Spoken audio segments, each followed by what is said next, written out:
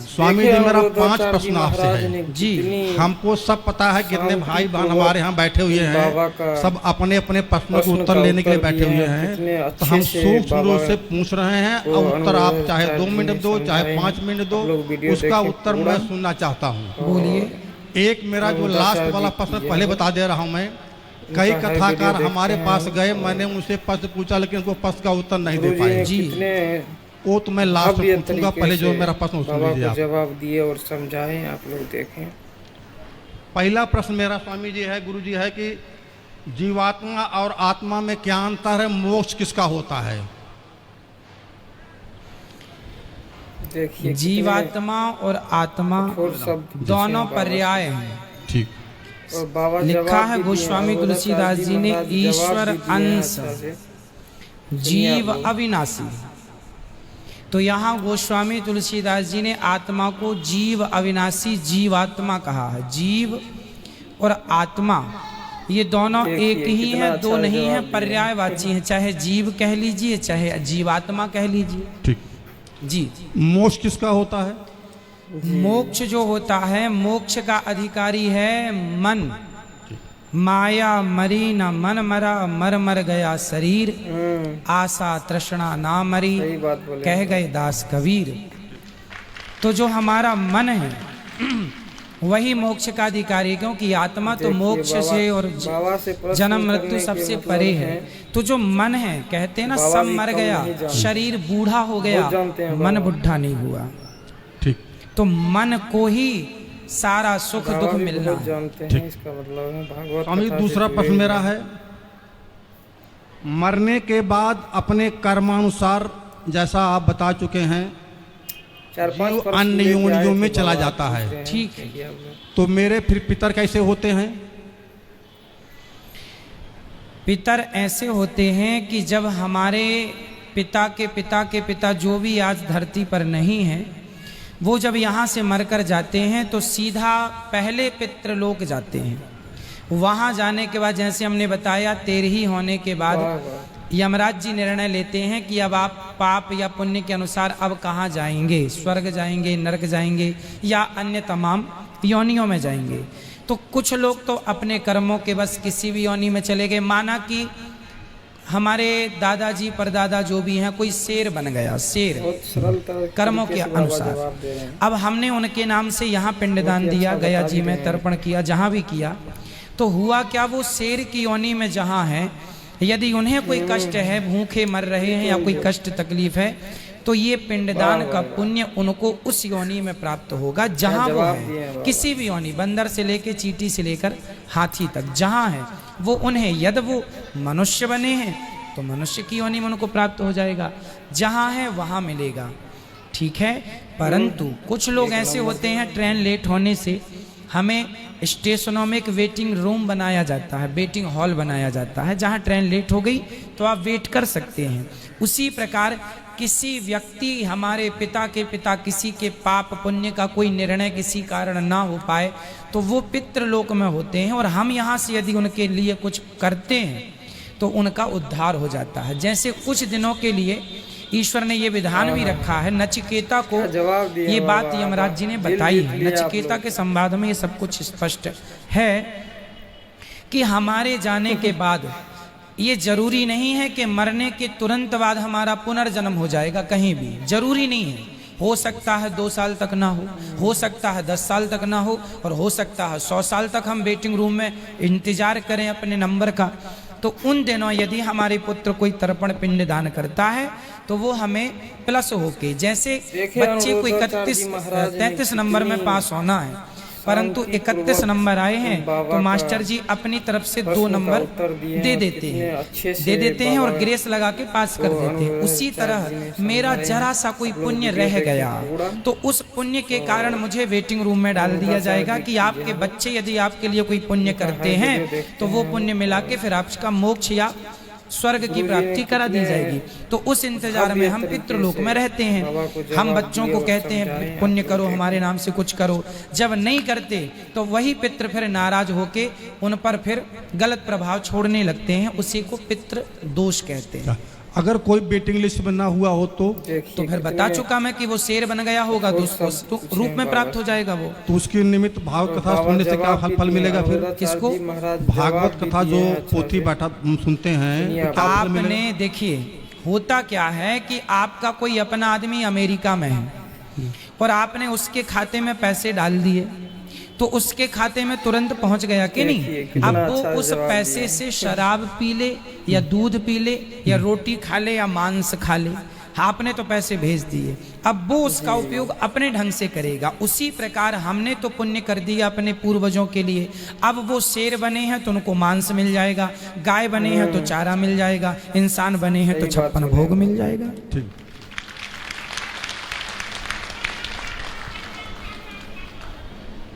देखिए बाबा, स्वामी जी मेरा बाबा ये से प्रश्न करने के मतलब अंतिम प्रश्न यह है हाँ से जी, बाबा भी कम नहीं जानते कि बहुत जानते हैं बाबा। आपने भी कई बार बता चुका है, हमने भी कई और संतों सुन चुके हैं और थोड़ा सा जानते भी हैं बाबा भी बहुत जानते जो हैं हम कर्म पिछले जन्म में किए हैं ठीक है, वहाँ हम भोग रहे हैं। हाँ अच्छा किए हैं तो बुरा किए तो भोग रहे हैं। जब मेरा कर्म पिछले जन्म का समाप्त हो जाएगा तो हमारी जीवन यात्रा से खत्म हो जाएगी।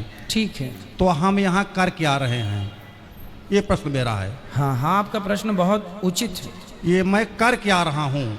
हम मारा जा रहा हूँ तो फिर जब मारा गया, दशरथ जी को ऐसा कर मिला तो फिर एकदम कर मिला, तो हम यहाँ पर कर क्या रहे हैं, ये प्रश्न मेरा है। ये देखो इसका नाम ही है कर्म भूमि, ठीक है ना, जिसे हम मृत्यु लोक कहते हैं, इसे कर्म भूमि भी कहा जाता है। कुल मिला के हमने जो पिछले जन्म में किया अच्छा या बुरा वो तो हम आज पा रहे हैं। इसीलिए आज आपने देखा होगा सबकी स्थितियां अलग अलग हैं। कोई अमीर है, कोई गरीब है, कोई 2-2 रोटी को मोहताज है, कोई 56 भोग खा रहा है। तो ये क्यों हो रहा है? ये पिछले जन्म में आपने जो किया था। एक आदमी चावल ही चावल खा रहा है तो किसी ने कहा रोटी भी तो खा, बोले चावल की खेती अभी हुई है सो घर में चावल है, चावल खा रहा हूँ, गेहूं बो दिया है, जब गेहूं कटेगा तो रोटियां खाऊंगा। तो जो कल किया था वो आज पा रहे हैं, जो आज करेंगे वो आगे पाएंगे। को ना काहू को सुख दुख कर दाता, निज कृत कर्म भोग सब भ्राता, ये लक्ष्मण जी कह रहे हैं। कोई व्यक्ति किसी को जरा सा सुख नहीं देता, जरा सा दुख नहीं देता, प्रत्येक व्यक्ति अपने किए कर्मों का फल भोगता है। यहाँ तक कि राम जी को भी अपने कर्मों के कारण राम बन के आना पड़ा, सीता के पीछे घूमना पड़ा, सीता सीता। नारद जी ने श्राप दिया था, उस श्राप के कारण राम जी को आना पड़ा और सीता की खोज करनी पड़ी, और हनुमान जी का भी सहारा लेना पड़ा क्योंकि श्राप था। सीता माँ को भी वनवास हुआ इसलिए कि उनको भी श्राप था।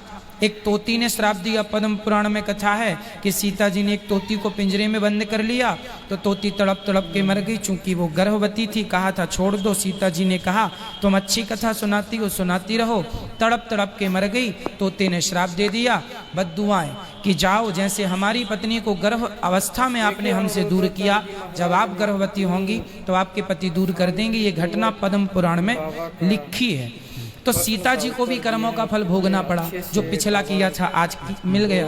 तो कुछ कर्म ऐसे होते हैं जो आज के आज ही हमें मिल जाते हैं हाथों हाथ, कुछ पिछले जन्म का आज, आज का कल। अब आप कहेंगे तो ये चक्कर चलता रहेगा? हाँ, तब तक चलेगा। कब तक? कबीरदास जी कह रहे हैं, चलती चक्की देख कर दिया कबीरा रोए, दो पाटन के बीच में साबुत बचा न कोए। पुनरपि, आद्य शंकराचार्य जी कह रहे हैं, पुनरपि जननम पुनरपि मरणम पुनरपि जननी जठरे शयनम। ये जन्म मृत्यु चल रहा, सब पिस रहे हैं। बोले कैसे बचेगा? बोले भज गोविंदम गोविंदम भज मूढ़ मते। यदि कोई भगवान की शरण में चला गया तो वो जन्म और मृत्यु के चक्कर से बच जाएगा। इसलिए कथाएं, कीर्तन, भगवान की शरणागति।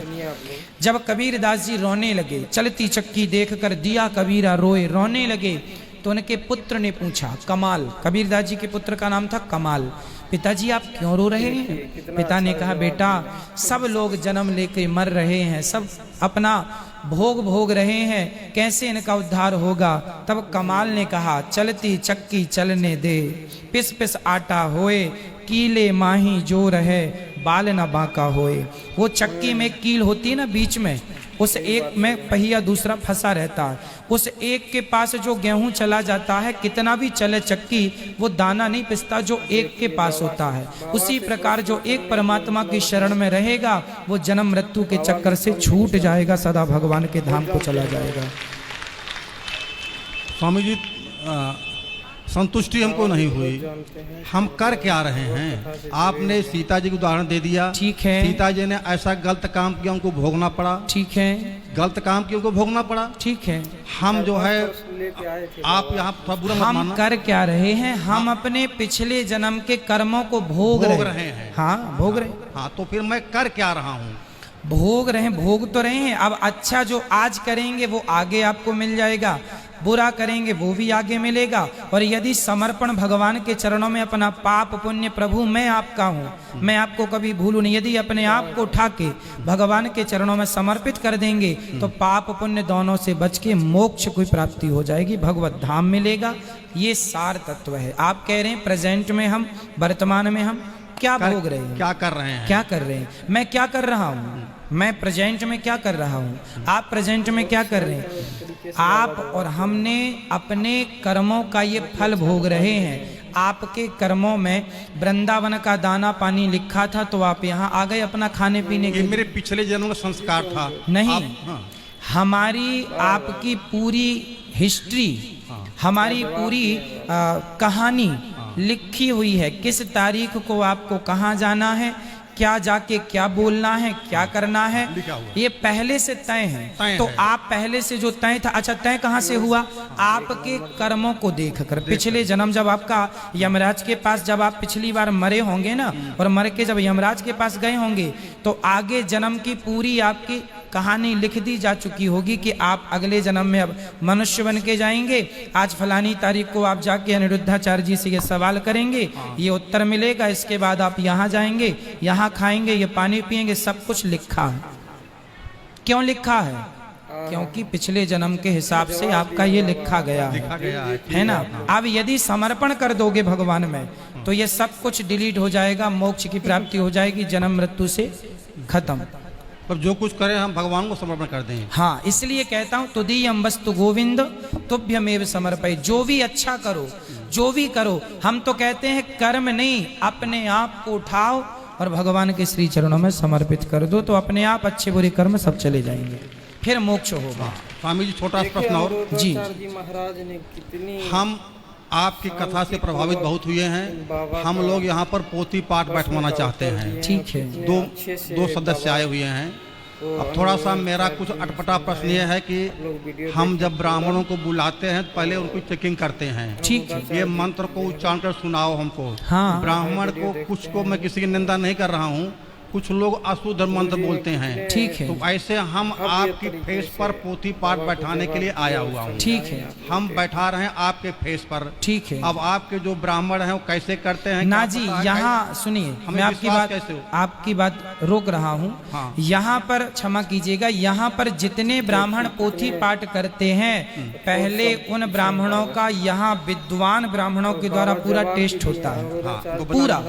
आप यहाँ देखेंगे कथा होने के 3 दिन पहले से ब्राह्मणों का परीक्षण चालू होता है। सभी ब्राह्मणों से संध्या पूछी जाती है, संकल्प पूछा जाता है और भागवत जी पूछी जाती है। ये वाला श्लोक सुनाइए, ये वाला पूरा शुरू से अंत तक कोई भी पन्ना खोल के दिया जा सकता, कोई भी श्लोक।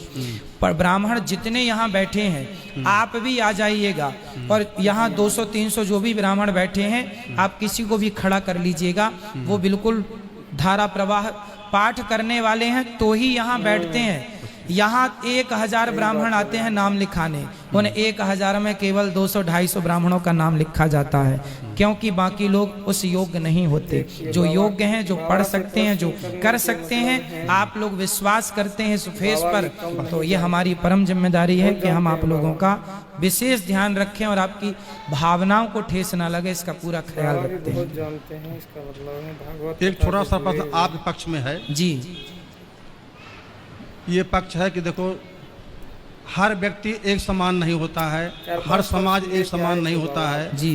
हम इसलिए कह रहे हैं, आपने कई बार कहा जब कोई हमारी गलती हो तो आप लोग बता दिया करो जी। तो ये गलती हम लोग डिस्कस किए हैं, जो आपकी थोड़ी सी क्या है, जो मेरी मन भावना है जी। आप फिल्मी वालों की बड़ी शिकायत करते हैं। ठीक है। फिल्मी वालों में भी कुछ ऐसे होंगे जो तमाम दान धर्म करते होंगे, कुछ ऐसे भी होंगे जो कि जो है पुण्य कार्य करते होंगे, लेकिन किसी एक व्यक्ति का नाम पूरे समाज का आप नाम लेते हैं, ये कैसा है? ये हमको उत्तर मत दो, वो समझना अपने आत्मा से आप। ठीक है। दूसरा प्रश्न मेरा ये है जी। देखो, हमारे मान लो पिताजी हैं, शराब पी रहे हैं या निकृष्ट कर्म कर रहे हैं, अगर वो बीमार होते हैं तो मैं उनका इलाज कराऊंगा, ठीक। लेकिन कई बार ये कह चुके हो कि ऐसे जो हैं उनको डंपर में भरो, हरिद्वार में डाल दीजिए। ये आप उनको उत्तर मत दीजिए, लेकिन ये मेरा प्रश्न जायज है या नाजायज है, ये आप समझना। ये मेरी दो आपसे आपकी नहीं, आप ठीक कह रहे हैं। होता ये है कि हम कुछ कड़वे शब्द इसलिए प्रयोग करते हैं क्योंकि कड़वी दवाई शायद बदल दे समाज को, इसलिए जानकर हमें पता है कि ये उपयोगी शब्द नहीं है, फिर भी करते हैं इसलिए कि शायद बदलाव हो। शायद हथौड़ा जोर से इसलिए मारा जाता है कि पत्थर टूट जाए। उसी प्रकार कि थोड़ी तो शर्म लगे लोगों को कि ना पिए भाई, थोड़ी तो लगे कि हाँ हमें बदलना चाहिए, हमें सुधरना चाहिए, इसलिए ना चाह करके भी हम कड़वे शब्दों का प्रयोग करते हैं। पर आपने याद दिलाया, उसके लिए धन्यवाद आपका। मैं पूरी कोशिश करूंगा सुधारने की। मन भावना आई मेरे। बिल्कुल बिल्कुल। खुश रहिए, खुश रहिए। अच्छा लगा आपसे बात करके, धन्यवाद आपका।